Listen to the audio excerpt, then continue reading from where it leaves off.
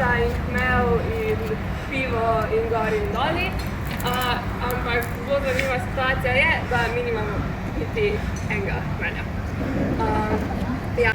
Kjer si bomo pogledali, kako dejansko od naše, v bistvu od travnika nastane mleko in mlečje.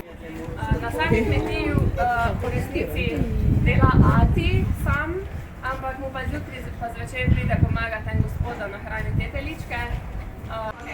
Torej, tole so naši telički, so v resnici najmlajši člani te kmetije. Vsi so stari nekje do 14 dni, tisti, ko nimajo še številk, so pa mlajši kot 5 dni.